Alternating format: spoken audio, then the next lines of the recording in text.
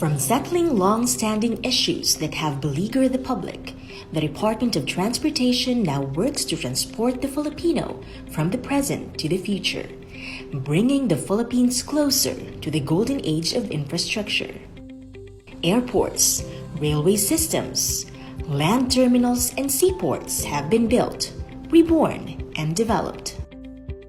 Our current leadership under the Duterte administration and Secretary Arthur Tugade are tirelessly working hard to gain back the reputation and the trust in solving long-time problems in the transportation industry.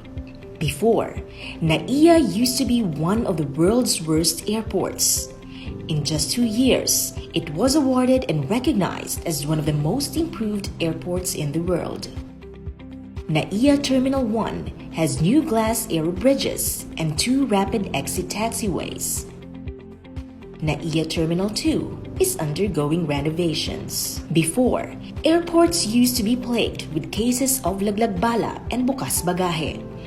These incidents have significantly decreased with new guidelines and a policy for zero tolerance for harassment and extortion of passengers. Before, Clark International Airport used to be an overlooked and underutilized airport.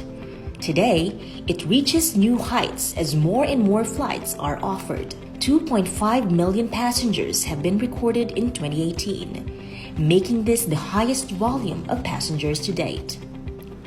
Clark Airport is now one of the busiest airports in the country, with 524 domestic flights and 222 international flights weekly.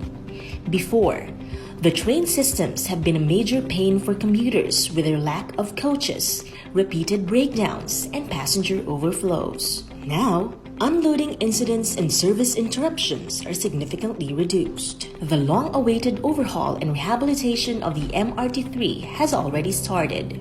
In May, Sumitomo Corporation, Mitsubishi Heavy Industries, and TES Philippines took over the rehabilitation and maintenance of the rail line.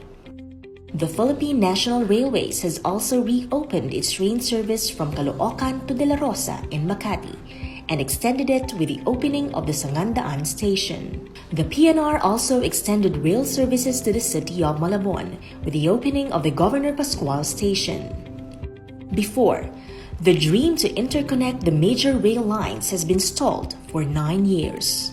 The common station has started construction and will connect the 4 major rail lines together. Before, Republikang Walang Plaka. Now, LTO manufactures its own license plates. 1.7 million pairs of plates have been distributed nationwide. Before, no driver's license cards and only paper receipts were distributed.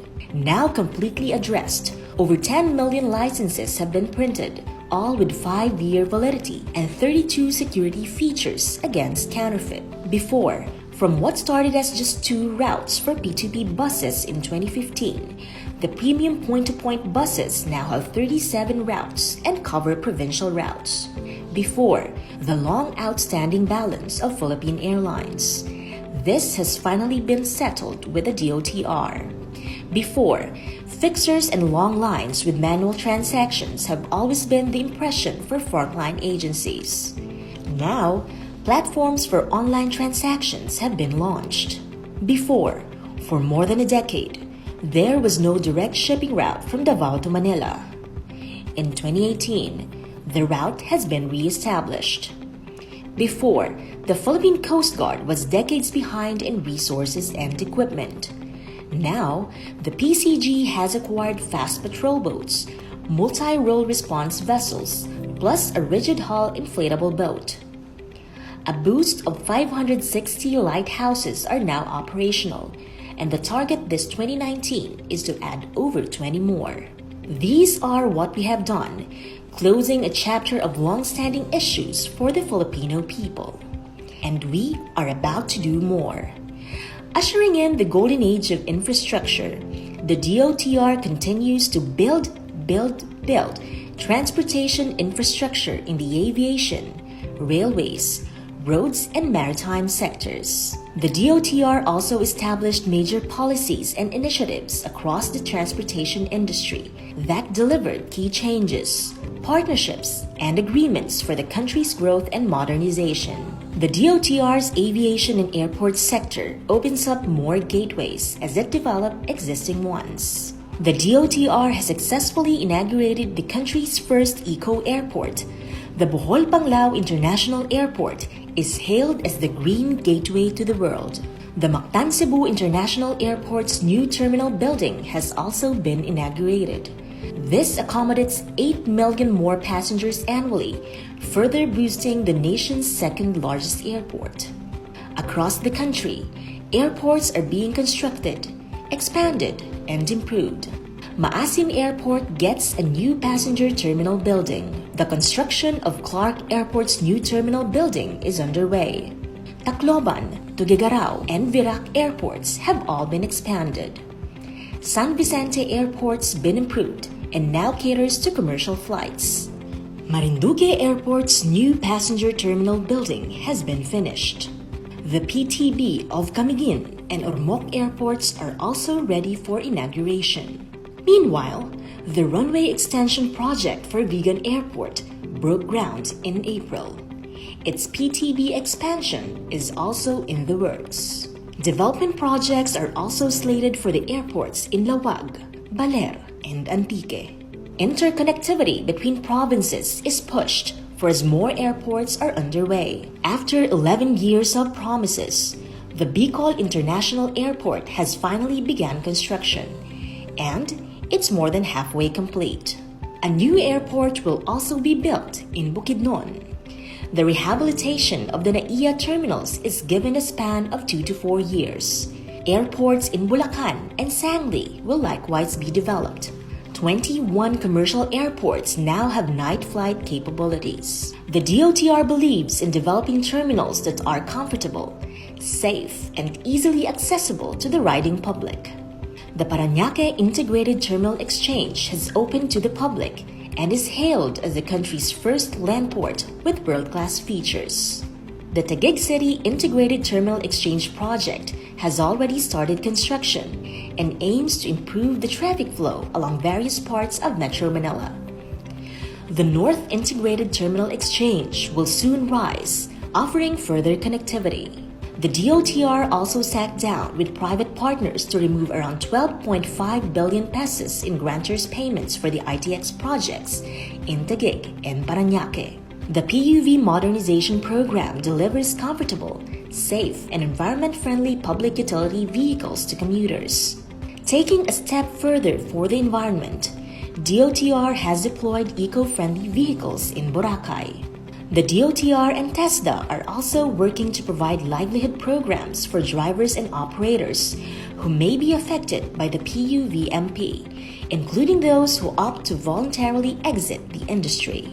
Meanwhile, skills trainings are available for those who want to continue, as well as for incoming drivers and operators.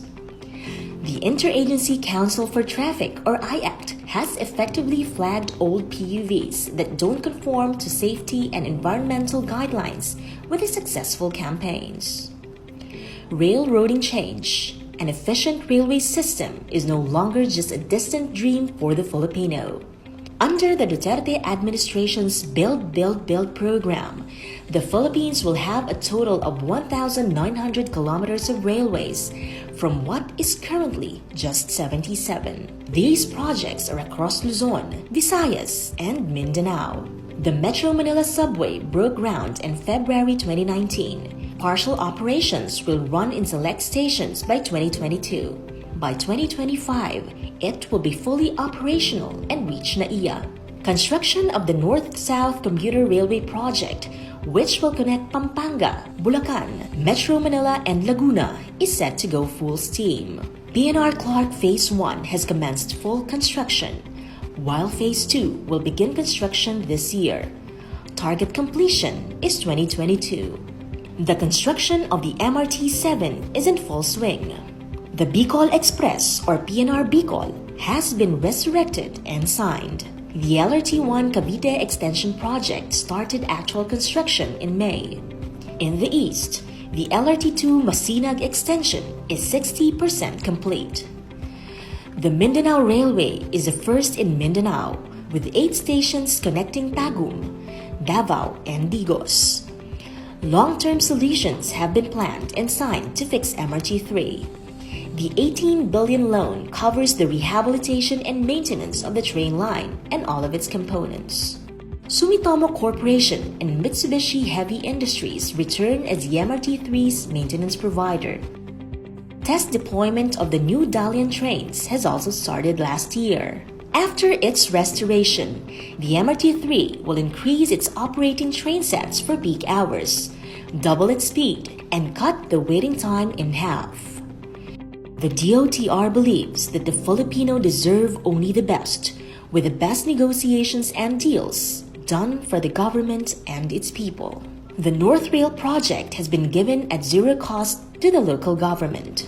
It has been estimated that this saved the government $100 million or 5 billion pesos.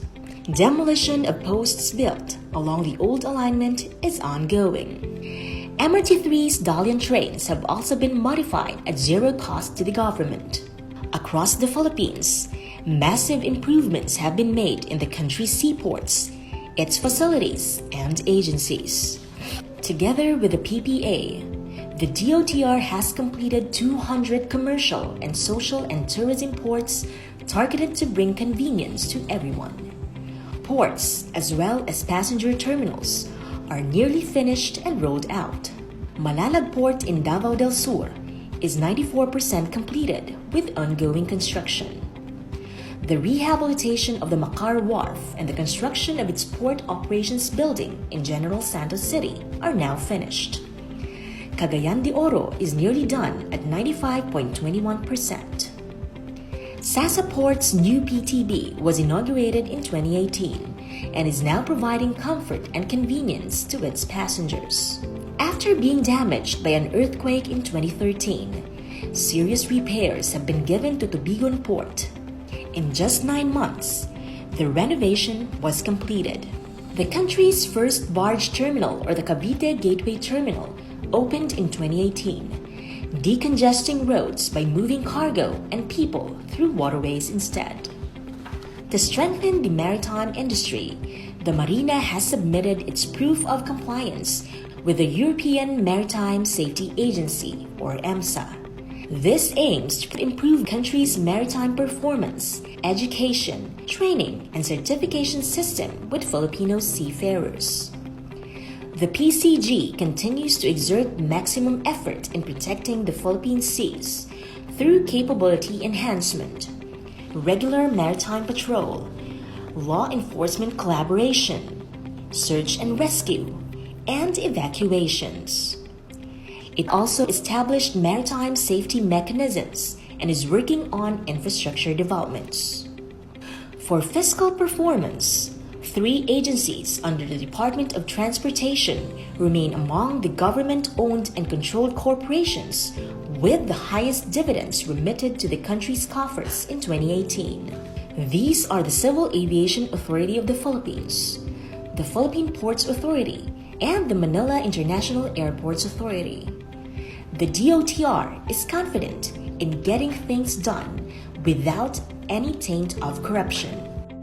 The department has been consistent with its commitment to promote transparency and eradicate corrupt and abusive practices in all levels. Secretary Tugade has ordered the filing of the cases against corrupt officers and employees.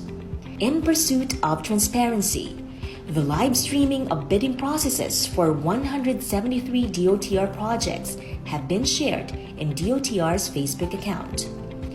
For quality management of procurement processes through public bidding, the DOTr has received an ISO certification. The DOTr also engages with the public to listen, respond, and solve problems. The DOTr boasts of having one of the highest social media engagements across all government agencies, with constant engagement and timely responses.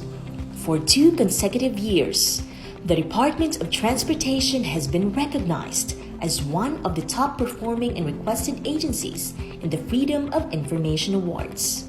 2018 proved what DOTr can achieve with our commitment to good governance and a strong pursuit of our country's goals. United to serve the people, the Department of Transportation will continue to bridge the archipelago and its people closer together.